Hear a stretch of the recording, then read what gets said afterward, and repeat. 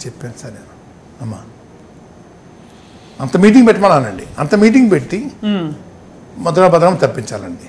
Press మీట్లో తప్పించేది కుదురుతున్నాయండి. అంతమంది వచ్చారంటే నా మీద నమ్మకం మీద వచ్చారండి. అవును, అంతమందిని మీకు గ్యాదర్ చేయాలా, గ్యాదర్ చేసి నన్ను తప్పించాలండి. తప్పించే ముందు ఏం చేయాలండి? వీళ్ళు వాళ్ళు బాధ్యత ముందు తీసుకోవాలి కదా. వాళ్ళు బాధ్యత తీసుకోవాలి. బాధ్యత తీసుకోవడం అంటే అండి నాకు ఇలా పదవి రాజీనామా చేయాలండి.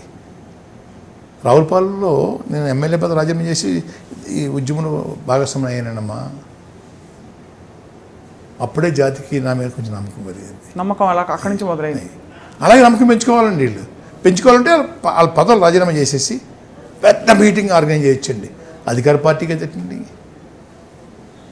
చేసేసి మధురా భద్రం తప్పించేస్తున్నాం, మేము తీసుకున్నాం లీడు, మాది పూచి అని చెప్పేసి నేను హ్యాపీగా ఇంటికి పోతానన్నమ్మా. నాకు ఏ కోరిక లేదన్నమ్మా. అది చెప్పానండి. దానికి సమాధానం లేదండి అమ్మా. తిట్టడమే తప్ప మేము అడిగిన రిక్వెస్ట్ కానీ ఇచ్చిన హామీని కానీ గుర్తు చేస్తుంటే కోపం వచ్చేస్తున్నానమ్మా. అదేనమ్మా. బట్ ఇవాళ చాలా సమయం ఇచ్చారు సార్ మాకు. సంతోషమైంది. మీకు కొన్ని చేదు జ్ఞాపకాలు, కొన్ని మొత్తానికి మీ జ్ఞాపకాలు అన్నీ గుర్తు చేస్తాం మీ రాజకీయ ప్రయాణంలో. ఇంకా ఉన్నాయనమ్మా, గుర్తు రావండి. ఇంకా చాలా ఉన్నాయనమ్మా. మిమ్మల్ని వాస్తవంగా చూస్తూనే త్వరలో మీ పాత్రను కూడా మేము తెర మీద చూడబోతున్నాం వంగవీటి సినిమాలో. ఎలా ఉంటుంది సార్ మీ పాత్ర? మీరు ఏమన్నా అనుకున్నారా? అంటే తెలియదమ్మా నాకు అలా సినిమాలు అంటే మీకు ఎలాగో సినిమాలు టచ్ ఉంది కాబట్టి అడిగి. కాకినాడ సినిమాలు ఉందన్నమ్మా. నాకు కిలంపూడిలో సినిమాలు ఉండేదండి. ఎగ్జిబిటర్ నేనండి, డిస్ట్రిబ్యూటర్, ప్రొడ్యూసర్ కాదండి. 1950లో కట్టారు మా తండ్రి గారి సినిమాలు కిలంపూడిలో. కాకినాడ 65లో కట్టారండి. కాకినాడ సినిమా లీజ్ అండి అమ్మ. మా తండ్రి గారు తీసుకున్నారండి. చక్కగా నేను రాజీనామా చేసే టైంకి లీజు టైం అయిపోయిందండి కాకినాడలో. ఓహో. ఎన్టీ రామారావు గారికి వాళ్ళు గిల్లేరండి. సినిమాలు కొట్టేస్తే సరిపోతున్నారండి. ఈ మిషన్లతో కొట్టేద్దాం, సినిమాలు సైట్ మంది కదా, గవర్నమెంట్ కదా అని అన్నారండి. నేను ఇంకో మాట వదిలేను సార్. నా సినిమాలు కొట్టే టైంకి నా సినిమాతో ఉన్న సుమా సూర్య కాంప్లెక్స్ కొట్టేస్తాను సుమా అని అన్నానండి. సూర్య కాంప్లెక్స్ అంటే ఎన్టీ రామారావు ఇంకుడు కాదండి. అంత మొండికి వెళ్ళిపోయానండి. ఇక నా జీవితం పాటు చేస్తున్నప్పుడు నేను ఆలయంకి క్షమించాలండి. అంతే. నేను కూడా రెడీ అయిపోయినానమ్మా. కొంచెం సాయం తీసుకున్నానమ్మా. నా సినిమా కొట్టడానికి ప్రయత్నం చేస్తే సూర్యకాంత కొడతానని చెప్పానమ్మా. అప్పుడు తగ్గిందమ్మా నా మీద ఒత్తిడి. దేవినేని నెహ్రూ గారు కూడా మొన్న ఏంటిది ఈ రోజుల్లో కులం గురించి ప్రస్తావించి పాటలు రావడం ఏంటి, అసలు కులాలు ఏమిటి, అది ఇది అంటున్నారు. ఆయనకి ఏం సమాధానం చెప్తారు సార్ మీరు? అంటే నేరుగా రెండు ప్రధాన కులాలకి జరుగుతున్న ఈ పోరాటం ఎప్పటిదో అంటే ఇంకా ఇతరులు నేను బయటకు లాగనమ్మా. ఇందా చెప్పాను తమకి, పవన్ గారు లాగలేదు, నెహ్రూ గారు లాగలేదు. నెహ్రూ గారిని కూడా లాగరు.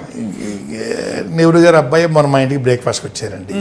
నేను మళ్ళీ వాళ్ళ తండ్రి గారిని కామెంట్ చేయడం ధర్మం కాదండి.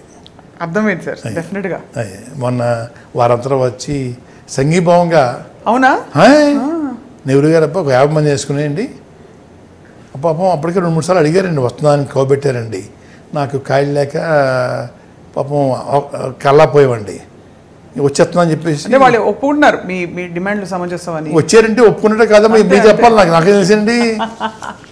అవినాష్ గారు అండి, అబ్బాయి పేరు అవినాష్ గారు వచ్చారండి. వచ్చి మళ్ళీ వాళ్ళ నాన్నగారికి ఫోన్ ఇచ్చారండి. నాన్నగారు చాలా విషయాలు మిత్రం మాకున్న ఫోన్లోనని ఆయన ఒక ఇంటర్వ్యూ చెప్పాడు సార్ నా గురించి.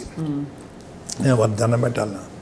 ఎన్టీ రామారావు దగ్గరికి వెళ్ళి, ఏమండి ఆ మధురా భద్రాము రాజీనామా ఉపసంహరించుకోమని కూడా ఎంట పడుతున్నారు, మీ పరుగు పోతుందని చెప్పాడు రామారావు దగ్గరికి వెళ్ళి.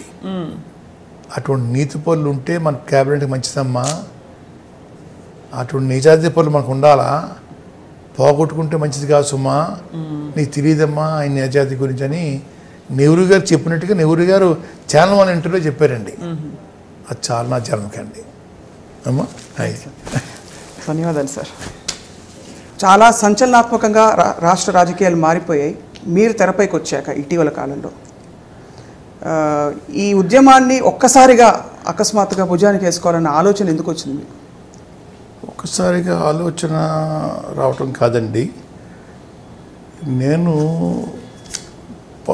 మొట్టమొదటిసారి 88 జూలై 10వ తారీఖు విజయవాడలో